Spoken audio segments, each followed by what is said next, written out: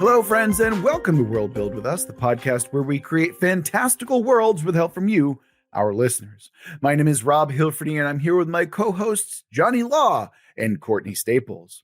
On today's episode, we have a prompt from our patron, James. But before we get into that, I, of course, need to remind you that if you want us to build your world, you can always go to our website, worldbuildwithus.com, where you can click the link, follow some instructions, and within a reasonable amount of time, we'll be building your world. You can follow us on social media over on YouTube, and we've got a Twitter, which is at Let's World Build. If you want to come and talk to us more directly, come join the Discord and chat with us about, I don't know, anything in particular. World building, that's cool. Maybe not so much politics now. I don't know. It's a weird year. It's going to be a weird year for sure. But yeah, if you want to come do that, we've got a Discord that you can do that on. No problem. And of course, if you're feeling particularly generous, you can always give us money over on Patreon, where you get access to sweet, sweet patron-only goodies like the Aphid Lounge and Too Hot for Broadcast, among other fun and interesting cool stuff. Plus, you can come chat with us in the patron-only Discord, which is always fun, very lively. And you can find that in the link in the description. Just say thanks. Hey, great podcast. Thank you. Appreciate it for the going on 5 years of podcast. Holy shit. 5 whole years is coming up and I can't even believe it. All right.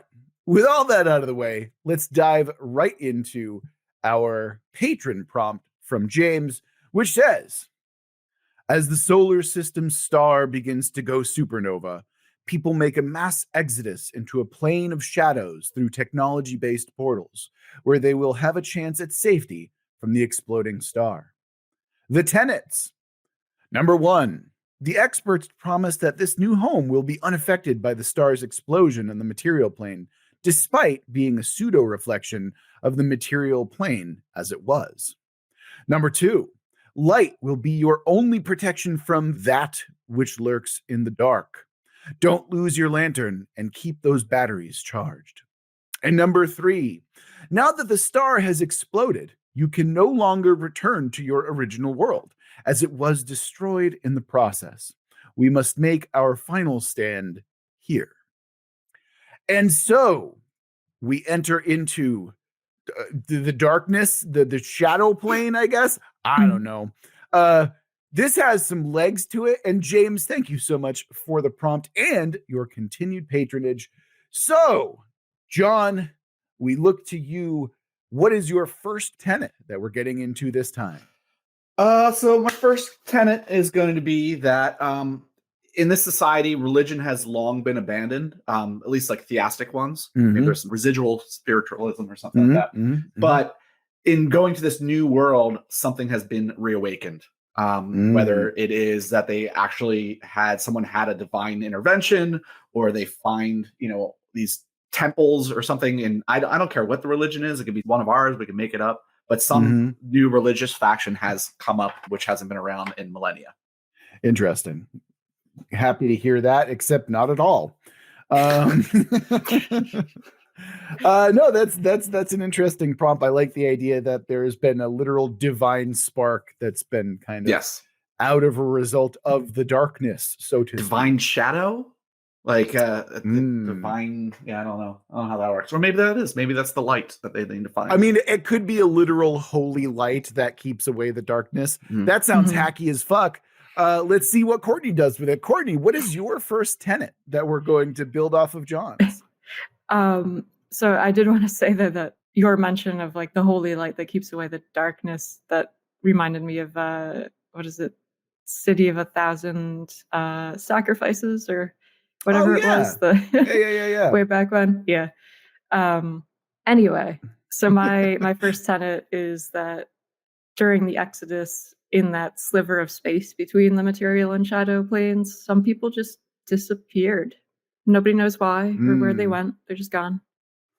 Well, that's an interesting one, Courtney.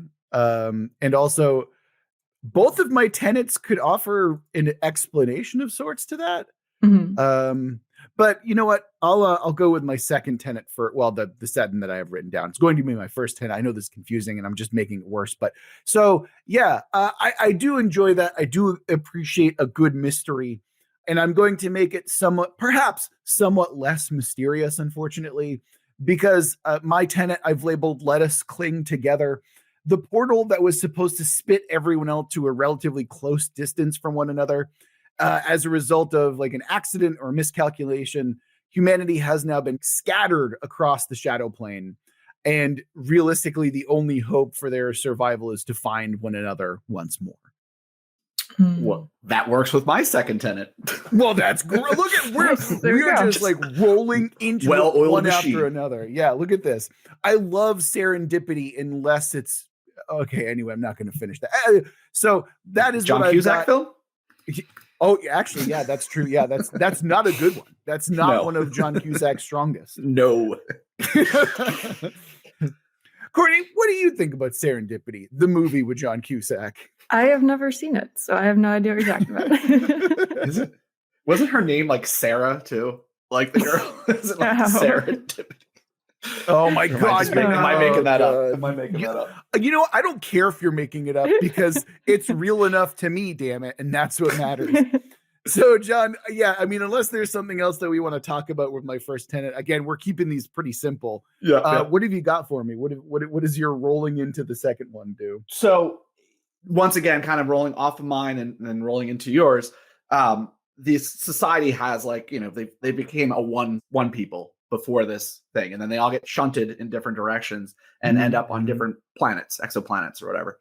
I wouldn't say though this creates like a sort of hatred for the other sides. Like it literally splits them into different factions because of the way that they've had to survive. So like maybe a third of the populace landed on this really heavily mushroom covered planet where they were easily fed and they were able to grow and populate the place. And so some planets had it easier than others, and the ones that had it harder became more war oriented and hardened. And therefore, when they are trying to get back together, it's not going to be a pleasant scenario because they have grown apart for so long. Interesting. So one thing that I did kind of want to point to at least is you're suggesting that these are large clusters of the population that are spread together. Is that correct? Yeah. So in my tenet, I was kind of imagining that like when I say clusters and scattered, I mean like very small populations. Not like 2 to 3 to a group, but I'm thinking like no more than 250 per kind of like, yeah. Okay. Yeah. And mind you, this is across the infinite void that is the Shadow Realm. Yeah. And so like what I find interesting about that tenet, at least, is this idea that like coming together is like a massive undertaking that isn't just like, you know, like, oh, we're going down the way. It's from like Jersey to New York. It's not like you're going across the bridge or anything like that. It's like there's like damn near an Oregon Trail level of precarity to the journey back. Okay, so are they still in the same solar system though, or new shadow system? I suppose that does bring up questions of how does this work spatially? I was thinking that we're talking about like outside of solar systems even. Yeah. So how about we can modify my tenet to still we can modify mine too. I got no problem. Well, I just say that where people landed has influenced the way that their society has evolved. Yes. So some had it easier and they're like all like lovey-dovey and trying to like, you know, betterment of humanity or whatever creatures these people are. Whereas others have become like warlike because they've had it so rough. Yeah. Yeah, I mean, that definitely works for me. We can also kind of make it so my tenet is still true because that's how it started. But then we're a couple of generations since that happened, you know, because we don't really have a hard timeline yet. Well, I also want to say that you shouldn't get too far into compromising before you hear my second one. Because God damn it, Courtney. Because I took the so the prompt had said, let's see. Experts promise that this new home will be unaffected by the star's explosion on the material plane, despite being a pseudo reflection of the material plane as it was. And you're like, that's fucking wrong. They're all dead. This is limbo or lost. I'm not sure which one. I was going to do that. The gravy basket. No, so I had interpreted that as they were basically like going onto a shadow clone of their current positioning, basically. Oh, okay. So my second tenet here is that, as the prompt notes, the shadow plane is a pseudo reflection of the material plane, and the pseudo comes in where things that were destroyed and built over in the material plane weren't fully destroyed in the shadow plane. Almost like whispers or shadows, if you will, of ruins and things that had existed. So what does that look like? What does that manifest as? What does that mean, Courtney? Can you explain that a little bit more? Yeah, so let's say let's, I don't know, travel over to Rome and see how it looks in the shadow plane, where it's like a lot of the construction and things that had existed in ancient times are still persisting, even though they had been built over in the actual material plane. So it's like sort of a blending of time periods and sort of like a chaotic mashing together of different eras in history. I'm glad that you said that, because I had kind of a similar idea when you were describing it, where it's like things have been like built over one another, but rather than like one taking over the other, it's like they've been melded together in some way. Is that what you're kind of suggesting? Yeah, and it can kind of lead to like not quite Escher-esque, but like sort of surreal blendings of, landscapes, you're walking down a hallway and all of a sudden there's a fucking castle wall in front of you. And it's like, wait, shit, that wasn't there. Interesting. Oh, so you're suggesting that this is like, it's not just all material. It's it's a shimmer, and it kind of can shift and move as you perceive it. I hadn't been thinking that, but I like that idea. Is it like echoes? Like, are they? Okay. Or like trace shadows, like John. Shadows. Yes. Well, branding. Come on. But yeah, like some sort of just remnants that aren't always predictable about where they'll show up, and I guess it could extend to like landscape too. Since that has obviously changed dramatically over the course of Earth's history. That would be really weird, because then you'd have like massive like mono continents again, right?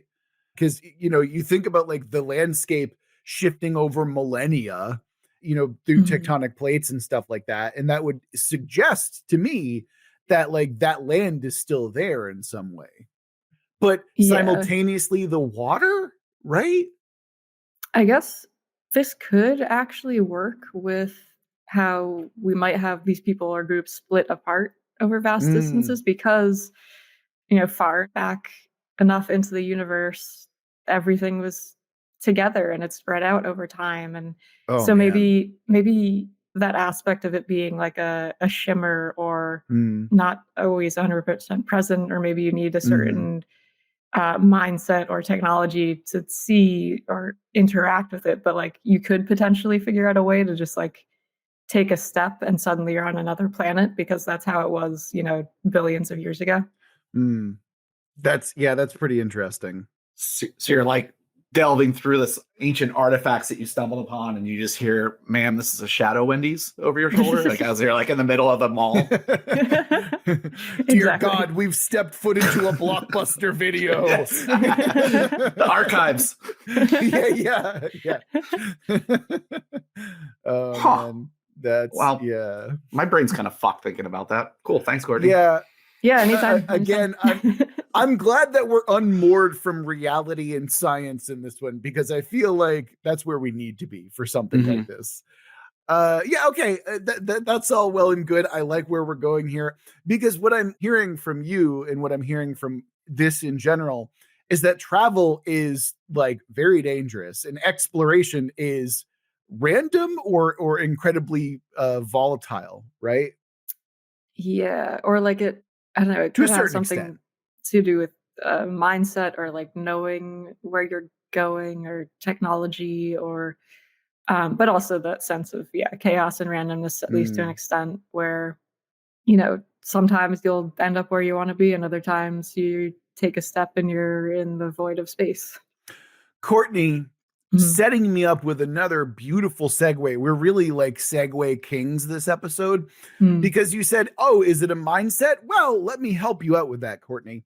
My second tenet, I like the idea that the thing that is in the darkness, right? The thing that lurks in the shadow, whatever they call it in the prompt. I like the idea that this thing is actually metaphorical and is in a manifestation of mental despair and anguish and hopelessness. So, like the shadow, oh boy, it is very real. And that light does keep you relatively like safe in that it keeps the literal dark thoughts out of people's head. But yeah, like I like the idea that because this kind of maps to what you were just saying, where maybe the shadows that are the thing in the darkness can like shift, and you're like literally using a lantern as a way to guide yourself through this kind of thing. And it relates to your mental state in that moment in some way. Yeah. Yeah, I think that could work out well. And then that might also explain why people disappeared in the Exodus itself. Oh boy, in does that it. sliver of space. if they were the particularly distressed ones who got whisked away into wherever. Yeah. That's why I said, I'm like, do I go with my first or my second tenant? Because honestly, both of them work, right? Like if they literally give in to the despair, then yeah, they're shadow people now. They're being swallowed up and consumed by the darkness. So do they become that which lurks in the dark in the process? I think so, yeah. And is that what the people that are disappeared, are they also that which lurks in the dark? I would say so, because like maybe that's tied in with their feelings of despair too. Like they're grasping out desperately at any sort of sense of connection with people that still exist. So they are the ones that drag people in. Oh man, my first tenant being called "Let Us Cling Together" is even more harrowing now with that implication. So yeah, and obviously, right, if we're considering this a traditional narrative for like, as we like to often point to, like prestige television, I would imagine that this is like the big end of season 1 reveal where it's like, oh, someone has given into the despair, and then they come back and they're like one of the shadow lurker type folks, Yeah. I have a problem with your one tenant though, Rob. I don't think lettuce would do so well in a shadow realm. I mean, it definitely depends on chlorophyll to survive, which is going to be no sun, right?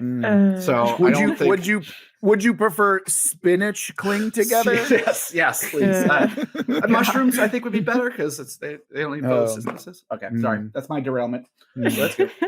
I'm not sure there's mushroom for any more of that. Talk here.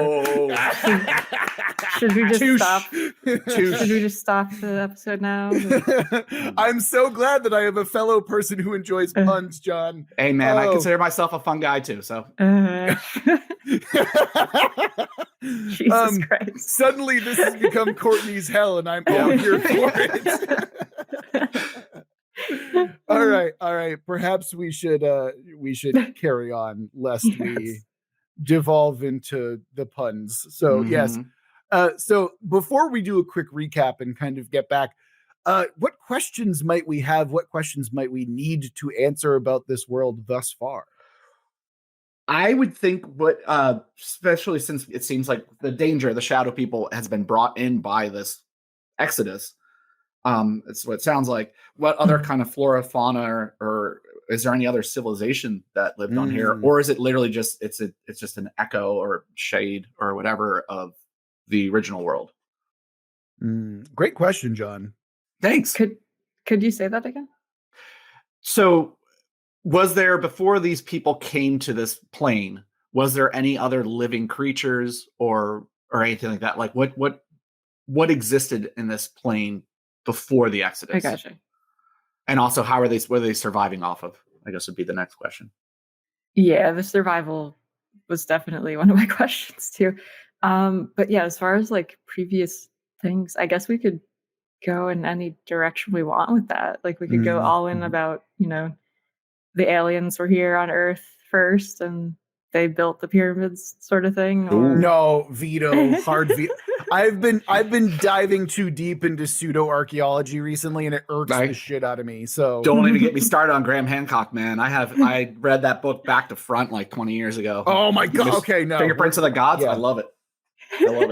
Okay. Let's keep it moving here. Do you know giants used to live? No, I'm kidding about that. John, tell me what you know about the mud flood, because boy, do I have some stuff to tell you about mud flood. That. That's Taco Tuesday. You don't know? Huh? Oh, that's fine. I'll let you Google it. We'll talk about it later. Okay. We got to move on for the love of God, please. So, okay. I suppose the big question is there some kind of sentient being that pre-exists within the shadow realm, or is this like a vacant like ready to live on Shadow Plane free of any other sentience besides human life. And by sentience, I mean like a like self-aware thing. We can still have like animals and whatnot, but I'm thinking like cognitive beings, right? Although I suppose that's a loaded term. You get what I'm saying. You get what I'm saying. Yeah. Like I guess it depends on where we want to, like, do we want to consider the Shadow Plane as something that has existed for all of eternity and is like more or less a copy of the material plane, or is it something that scientists created when they first observed it? And I like the second one. I like the idea by creating the portals, they actually created this plane. And that's why everything's all mismatched and whatnot. Yeah. So I think so. Let's take this in like a scavenger's reign kind of way too. I think like you would see like a deer like walking, and then all of a sudden it opens its mouth and it's got like venomous fangs or something like that. Like everything's just kind of askewed a bit, you know, like or like you think that that's where its mouth would be, but then it opens like this giant beak or something like that. You're like, oh no, this is wrong. This is wrong and bad. Shit just comes pouring out of its mouth. Oh god. These snozberries don't taste like snozberries at all. Oh god, that's actually horrifying, because like imagine that you're like, oh, I'm eating a berry off of a tree and it's actually just like larva or like a mass of eggs or something like screaming. Oh, gross. Okay. I like the implication too that you would have to relearn almost everything. Like everyone who's like a naturalist or, you know, some kind of scientist that is focused on biology would be completely like everything would be wrong. Yeah. Oh, maybe that's why the experts promised that this new home will be unaffected, as in like from their observations, they saw like, okay, this stuff is relatively normal. Like the architecture landscape is a little skewed, but like we still have animals, we still have plants. And then you get there and it's like, why is this plant eating my arm? What the fuck? These are like these like amalgamations. And by the way, I'm also thinking that like the reason that these like amalgamations exist and why the landscape even exists is because when the scientists first peered into the shadow realm, effectively creating it, I imagine that it was like kind of a collective unconsciousness that imprinted, but because people all tend to view things differently, those viewpoints and those kind of like collective understandings of things kind of overlapped and mapped onto each other in some way. I like that, because I feel like that's kind of an interesting way, because now we're dealing with like a psychic plane effectively, right? And I imagine that the more that happened, the more that people became aware of and like started to perceive the shadow realm, the more warped it became as there was even more and more overlap psychically speaking, right? Yeah, like I could even see, you know, in the past of humanity, maybe, you know, some shaman somewhere is doing some drug-induced like seeing and like meditation, and like they see it, and that's like where parts of these older things come about. It's like you're seeing what they saw in their time. So it's not just active consciousness, it's also like collective unconsciousness as we perceive the world, which is like pretty fucking cool actually. I'm down for that. Cool. Happy. This is dope. So are we at a good place where we can go back and do a kind of recap of our tenets and kind of go from there and figure it out? I think so. Yeah, the other question that you had raised, John, that I also had was about survival and how people are living without sunlight potentially. But I think that is sort of answered by the fucked up consciousness aspect of this plane. Yeah, it's like a gray sun in some ways, you know? Or we could like the technology could be the answer, because the tenet says like, you know, keep your lanterns close and your batteries charged. So they could be like solar lanterns in some way, or solar lanterns being like they emit the type of light that sunlight actually emits. And they're you know, making synthesized vitamin D and like that. Oh yeah, exactly. Yeah. I like going back to your shaman and the collective consciousness and whatnot. I like the idea that in the long run, to get back together, it actually takes people from far away, like kind of building the bridges so to speak. Mhm. Like that, maybe I could tie into my first tenet with the religion thing. Is that's actually okay. leads to it. Yeah. I'm glad that you brought Yeah. that back up, because I was like, what we're missing here is still like the religious aspect, which I know was one of your tenets. So I'm glad that you brought that up now. So are you suggesting that this kind of like religion is based off of connection? Or are we suggesting that this religion is actually creating a beacon in the darkness for people to guide? Or is that just like the belief that has come back and that's part of the collective unconsciousness? Like religion as a collective idea has come back in this kind of new amalgamated form. Yeah, I feel like that it's certain people have tapped back into like do you guys want to use, do you want to make up a religion, or do you want to use one from actual human history? Nothing Abrahamic. I think that's kind of what I'm asking, is that like, is this like the rest of the psychic landscape an amalgamation of all previous religions in some way, right? Like that's kind of my question, because you can, jam in a bunch of different types of religion or religious concepts that we once had, or because I'm assuming that this is set far into the future, because hence the supernova and everything, that newer religions have sprung up since then, right? Since now. And I feel like making something up would make the most sense to me, because where we are in the future, aka in this story, it doesn't necessarily have to be like, well, we got rid of Jesus 200 years ago. And by Jesus, I mean Christianity. And by somehow he came back. Yeah, right. Like, or like just the Abrahamic religions in general, right? Like that's kind of what I'm considering here, is that whatever this religion is, it's new and different in a way that we are currently unfamiliar with. I'm sorry. I just thought of what if there's like a shadow Jesus in this realm, which got me thinking about like dark Jesus and like the dark Brandon meme and stuff. It's like Jesus with a goatee, like, and an eye patch. Yeah. Buzzkill Jesus turns wine into water. Oh, what a dick. All right, see, this is why we need to move away from the Abrahamic religions, so we can create a new religion of our own, right? With blackjack and hookers. Sure. If that's what we want to do, that's fine.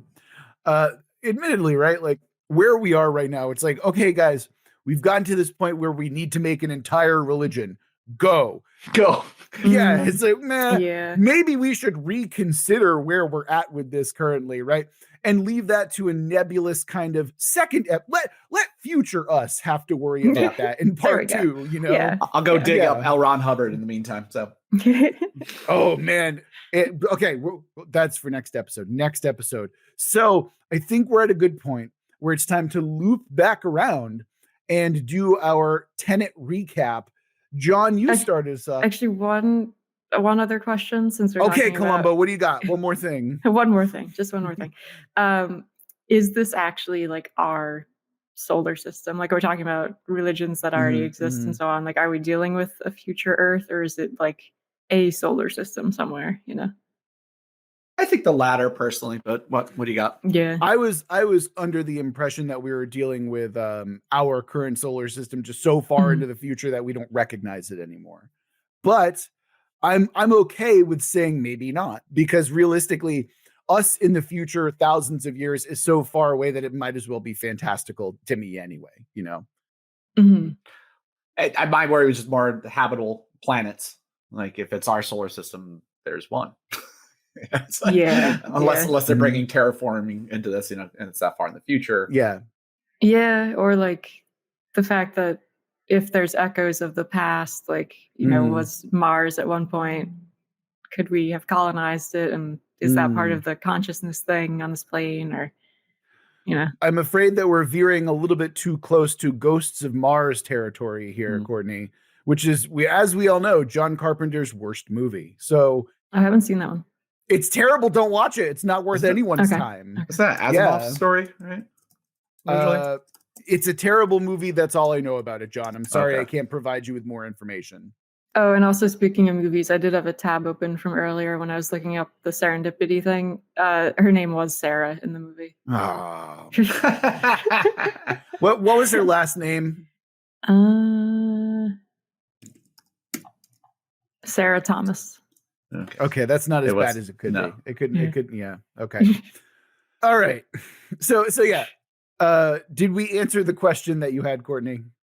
No. Not really, but I don't think maybe we don't even need to. Like, okay. Could this be a thing that future us do as well? Yeah, I think so. Yeah. Okay. Cool. Flush that out. Yeah. Yeah. Gross. Let that one marinate. That one I can get behind. Okay. Okay. So yeah, I think now is a good time for us to do our tenant recap. John, you started us off here. So what is your first tenet? My first tenet is and was that this current society has moved beyond religion, but with this new plane that they have entered, a religion of sorts has reawakened and is a guiding light for our survivors. And do you feel satisfied with the tenet as it is currently? I think so. I think there's a little bit more development there, but I feel like the groundwork is laid out. So, gotcha. Okay. Again, this is something that we'll develop further in session 2, right? Okay. Cool. So, Courtney, I believe you set us up next with your first tenet. What do you got for us? Yeah, mine was that during the Exodus, people disappeared in that transition between material and shadow planes. Nobody really knows why, but I think that what we talked about with like the thing in the dark or the thing in the shadow being the consciousness of the people who were particularly distressed or in despair, and now they're reaching out to get others and so on. Yeah. And I think that I segued very well into that because my first tenet was that there was an assumption made that when people went through the portals that they'd be clustered together. However, as it turned out, they were scattered across this massive, like universe effectively, to the point where the clusters of people are very small communities, like no more than 250 each. And part of the major story is coming back together and finding, collective humanity once more. I feel like that's good where we're at right now. I feel like we've kind of worked into that pretty well. And John, I think that we also somehow masterfully segued into your second tenet from there. Is that correct? Segueing left and right. Yeah, my second tenet is that, and I'm going to refine it a little bit, is that because the people were all scattered about, they have had different ways of coping with their situation as generations have passed, and which has developed into very distinct factions and ways of life. I feel like that's a good addendum to what we had previously. So that works very well, I think. Plus, I mean, think about it this way as well, right? You are being flung back into a shadow realm of like pure amalgamation, not imagination, but amalgamation. And imagine that like, oh, wow, we struck gold where we're next to this very docile, like landscape. And then meanwhile, just down the road a little bit, there's Hell World. And you don't want to be in Hell World, despite the cool name, right? Yeah. Yeah. I think that makes sense as well. Especially if we consider that the collective unconscious is mapping on top of one another, like people are going to have like negative connotations about spaces that people have really positive connotations for. So you're kind of creating like this beacon, these towers of like psychic like manifestations, which could be really interesting as like landmarks as well. That's interesting because a tenet that I thought of but didn't actually write down was something about like there are mysterious towers or spires around the landscape that nobody quite understands. So there we go. That's perfect. I was thinking metaphorical towers, but like, yeah, that works too. Yeah. Because like giant like pillars of light. That's kind of interesting. Yeah. This again, that sounds like an episode 2 thing for us, but okay. Wow, we're really saddling up future us, huh? Yeah. Hey, look, I have faith and trust in future John and Courtney to carry me to a good second episode. So let's see. Courtney, what was your second tenet? Speaking of, that was that like the prompt says, the shadow plane is a pseudo reflection of the material, and that the pseudo comes in where things that had been destroyed or built over or shifted in the past still exist, like shadows, as I noted. And I think we built that out well in terms of like the consciousness part kind of layering over it, and also the way that allows for potentially like fast travel basically between points, because far in the distant past things were much closer together. I like the fast travel. Yeah. Okay. So my second tenet does actually have to do with the shadow things. The things we do in the shadows are actually people, or rather, they are manifestations of mental despair and anguish and hopelessness. And we took that and we actually metamorphosized it even further by suggesting that they are in part people who didn't make the journey from the real world through pseudo shadow realm world. And I'm actually quite happy with that. Originally, they were supposed to be metaphorical, but I like the idea that these things are very tangible, very real, and are still manifestation of humanity's despair and anguish. So I'm happy with that. That's the main focus that I wanted, is that, like the shadows themselves are like negative feelings, negative thoughts. Does that just mean that everyone that has anxiety disorders just was like yeeted from the ships on the way through? I don't think so. Yeah. I don't think so, because I think that there's probably like more than one case, right? Because I know anxious people who are anxious but are also hopeful. They're weird and they do exist. So I feel like it's like the most despair. Yeah. That's what it latches onto. Like, so like I think everybody, being on a portal or something from the material of the shadow would have some level of anxiety, probably. So exactly, I think it's just like the people who are like, oh my God, I'm gonna die, I'm gonna like the world's gonna end, I'm gonna like et cetera, like they're the ones that get grabbed. Yeah, Courtney, I think you were right. You and I are absolutely fucked on this journey back. We're not making it. Dibs on the loved ones that I care about. I hope that when you devour them, that you at least give them to me, or something like that. Yeah, you can have like a little bite as a treat. Yeah, exactly. Yeah. Like, ooh, that's some good childhood trauma. Ooh. Okay. All right. So those are our tenets. I'm very happy with the kind of setup, with the kind of world and the landscape that we've created. Now we put it in jeopardy by rolling some dice and randomizing our twist. And our twist this time is there is no twist. So we've got no twist this time. That always makes it easier, especially because now we have to create a brand new religion. Thanks, John. But it's going to be based on Chubby Checker. Oh, wait, hold on. Can I have a competing one that is based on the Big Bopper? Because I would. Okay. What are you guys talking about? Don't worry about it, Courtney. You're going to find out next episode. Oh, okay. Come on, baby. Yeah. Wait. Do you know who Klaus Nomi is, John? Doesn't ring a bell to me, no. Okay, fucking hold on to your dick. I got to show this to you. Okay, Klaus Nomi, German vocalizer. Oh God, he's frightful. He's amazing. He's so cool. He looks like a fucking like Korean ghost. Does it make sense that he's friends with David Bowie? Because he's friends with David Bowie. John, where are you? There you are. I sent you a thing. There we go. Oh God, watch it. Yeah, I'm watching this Total Eclipse 1981. Oh my God. This is his cover of Chubby Checkers The Twist, and it's amazing. He also has a great song called Lightning Strikes, but I would whatever. That's neither here nor there. I'm gonna do the outro so we can talk about. And well, as I do the outro, you can listen to Klaus Nomi's cover of The Twist, and I would talk about it afterwards. Oh my God. So, with all of that out of the way, that's going to do it for this episode of World Build with Us. Remember that if you want us to build your world, you can always go to our website, worldbuildwithus.com, where you can click the link, follow some instructions, and within a reasonable amount of time, we'll be building your world. Speaking of, a big thank you to our patron, James, for this particular prompt. Thank you so much for the prompt and the continued support, James. Truly appreciate it.